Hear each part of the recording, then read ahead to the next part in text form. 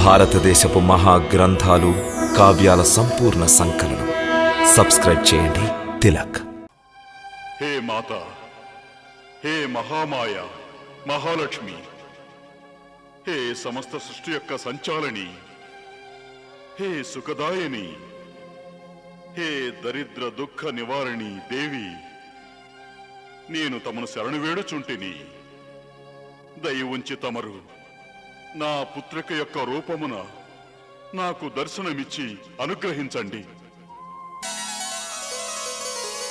ప్రణామములు పితాశ్రీ. సౌభాగ్యవతీ భవ. తమరు మమ్ము ఎందులకు స్మరించితిరి? పుత్రి, నాకు అన్యాయము జరిగినది. నిన్ను న్యాయం అర్థించ స్మరించితని. ఒక పిత యొక్క అధికారం అర్థించటానికి. ఎవరు తమకు అన్యాయము చేసితిరి? నీవే. మేమా? మేమేమి అన్యాయము చేసితిమి? పుత్రి లక్ష్మి, నా పుత్రికవై ఉండి అసంపూర్ణ ఆనందమునే ప్రసాదించితివి, సంపూర్ణముగా ప్రసాదించలేదు. పితాశ్రీ, తమను మేము ఎటుల వంచితులను చేసితిమి? పుత్రి, తన పుత్రికకు వివాహము గావించి తన స్వహస్తములతో కన్యాదానము చేయుటలో గల అపార సుఖమును నేను అనుభవించినాను. పుత్రికి యొక్క సమక్షమున చేతులు జోడించి పుత్రికను లజ్జితురాలను చేయకండి. మేము తమ ఇచ్చను పూర్తి గావించదము. అది ఎప్పుడు పుత్రి? అందులకు తమరు నిరీక్షించవలేను. తమరు సాగరుడు, రత్నాకరుడను కూడా వచించెదరు. త్రేతాయుగములో నేను వైష్ణవిదేవి నామమున అవతరించినప్పుడు ఆ సమయములో తమరు రత్నాకర నామధేయము గల ఒక ప్రతిభావంతుడైన రాజుగా జన్మించెదరు.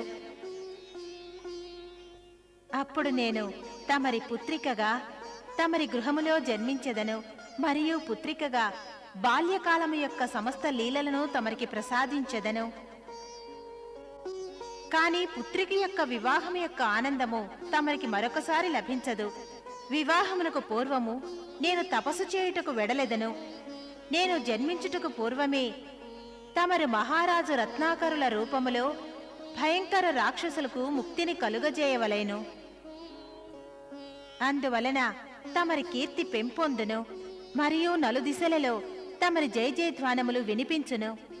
మహారాజ రత్నాకరులకు మహారాజ రత్నాకరులకు ఆపండి, ఆపండి మీ జయ జయధ్వానములు. ఎవరికి చేయుచున్నారు జయ జయధ్వానములు? ఎవరికి? వీనిక? ఈ రత్నాకరునిక? బలశాలులైన వారికే జయ జయధ్వానములు పలుకువలెను, శౌర్యవంతులకే పలుకువలెను. కాని ఈ రత్నాకరుడు పిరికివాడు. బ్రాహ్మణదేవా, తమరు మహారాజులు రత్నాకరుల గురించి ఇంకొక అనుచిత వాక్యం ఎక్కువగా పలికితే? మహామంత్రి, పలుకనేయండి అమాత్య. వారిని స్వేచ్ఛగా పలుకనివ్వండి. బ్రాహ్మణ దేవుల నోటి నుండి అసత్యవాదము వెలువడదు. సత్యమును కరవాలమును చూపించి అణిచివేయరాదు. వచించండి విప్రవర్య. కరవాలం యొక్క భయమును మనసు నుండి తొలగించి వచించండి. ఏమి వచించగలను? తమ కరవాలము యొక్క భయముతో మౌనము వహించవలెనా? లేదు రాజా, లేదు. ఆ పని చేయలేను. నేను వచించెదను. ఈ సభా సమక్షమున బహిరంగముగా వచించెదను. తమ యొక్క కరవాలముతో మా శిరస్సును ఖండించినను సరే, ఆ ఖండితమైన శిరస్సు సహితము మిమ్ము నిందించుచునేయుండును. ఎందుకంటే తమరు నిందాయోగ్యులే మహారాజా, తమరు నిందాయోగ్యులే. బ్రాహ్మణదేవా, మహామంత్రి, వారిని అడ్డగించి మా ఆజ్ఞను ఉల్లంఘించుతున్నారు. మహామంత్రి, నీ కరవాలమును ఈ బ్రాహ్మణుడి మీద ప్రయోగించుచున్నావు.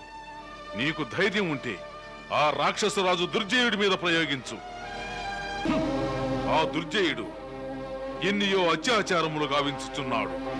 అతడు మీ రాజ్యంలో నిర్భయముగా సంచరిస్తూ ఆ దుష్ట దుర్జయుడు మా బిడ్డలను వధిస్తున్నాడు. బిడ్డలను కోల్పోయి మేము అనుభవిస్తున్న మనోవేదన తమకెలా అర్థం అవుతుంది? తమకసలు సంతానం లేనే లేదు కదా రాజా. తమకు మా వేదన ఎలా అర్థం అవుతుంది రాజా? తమకు సంతానం ఉంటేనే కదా మా కడుపు కోత తమకు అర్థమయ్యేది. భరించలేను బ్రాహ్మణ దేవత. విషపూరితమైన బాణములను విడువవలదు. నా భర్త ఎటులు సహించగలరు? క్షమించండి మహారాణి విజయ, క్షమించండి. నా ద్వేషం తమ మీద కాదు, మహారాజు గారి మీద. మహారాణి, వారిని వచించనీయండి. వీరు మేము మరచిన పాఠమును జ్ఞప్తికి తెచ్చుచున్నారు.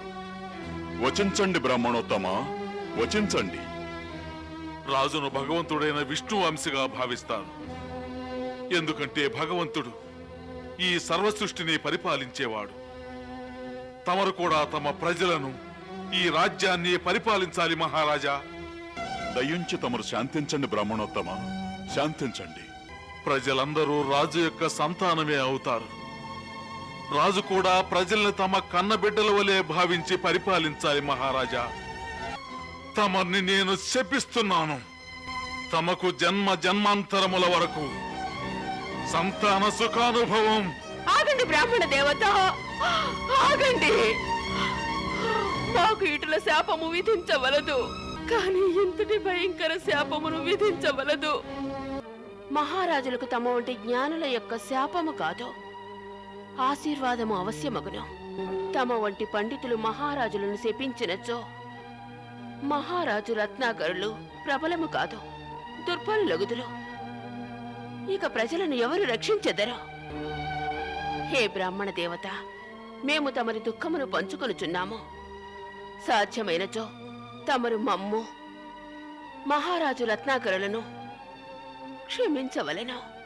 క్షమించండి మహారాజా, నన్ను క్షమించండి. తమరు ఏమి వచించుచున్నారు మహాత్మా? తమరు బ్రాహ్మణులు. తమరి స్థానము రాజుల కంటే అధికమైనది. తమరు క్షమాపణ అర్థించి నన్నెందుకు లజ్జితులు గావిస్తున్నారు? ఇది తమ యొక్క విశాలమైన మనస్సుకు నిదర్శనం మహారాజా. తమరు యోగ్యముగానే వర్తించినారు మహాత్మా. తమరు నాకు నా దోషము సందర్శింపజేయనిచో నేను దానిని నివృత్తి చేసుకుని నిర్దోషినటులు కాగలను. నా మనసులో తమరి ఎడల ఆదరమే కలదు. హే మహాత్మా, నేను తక్షణమే దుర్జయునిపై దండెత్తెదను. వాని అపరాధములకు భయంకర దండన విధించదను. నేను దుర్జయునిపై దండెత్తునంత వరకు ఎవరూ నాకు జయజయధ్వానాలు పలుకరాదు. శుభ సమాచారమే. దుర్జయుడు అంతము కానంత వరకు రాజా రత్నాకరునికి ఎవరూ జయజయధ్వానములు పలుకరు. ఇప్పటి వరకు తమరు రాజా రత్నాకరునిపై విజయము పొందలేదు. సేనాపతి, నీవు మరల మరల మా అసమర్థత వైపు గురిచూపుచున్నావు. మాకు మా నిరంతర పరాజయము గురించి స్మరింపజేయవలదు. ఈనాటి వరకు ఎవరూ ఈ దుర్జయుని జయించలేకపోయిరి. కానీ ఎందులకు రాజా రత్నాకరుని హస్తములలో మరల మరల పరాజయమును చవిచూచుచున్నాము. ఎవరైనా వివరించగలరా? రాజా రత్నాకరుడు మా వల్ల ఎందుకు పరాజితుడవుటలేదు? నేను వివరించగలను. రాజా రత్నాకరునిపై ఎందులకు విజయము పొందుటలేదు? దేవి మహాలక్ష్మిపై ఆన. సృష్టి యొక్క అసలు సత్యము.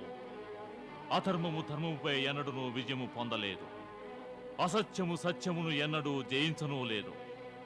నీవు రాజా రత్నాకరునిపై ఎన్నడూ విజయమును పొందలేవు. ఎందుకంటే రాజా రత్నాకరుడు పుణ్యశీలుడైన మహాత్ముడు, మరి నీవు దురాత్ముడవు. నీవు దురాచారివి, రాజా రత్నాకరుడు సదాచారి. నీవు అధర్ముడవు, రాజా రత్నాకరుడు ధర్మమును పాలించువాడు. రత్నాకరుని వంటి పుణ్యశీలుడైన మహాత్ముడు ధర్మము, సత్యము, న్యాయము, నీతి అనే కవచకుండలములను ధరించి ఉన్నాడు గనక నీ వంటి దురాచారి, దుష్టుడు, దుర్మార్గుడు ఆ మహాత్ముని చేతిలో ఎల్లప్పుడూ పరాజితుడగును. ఆపు నీ ప్రేలాపన.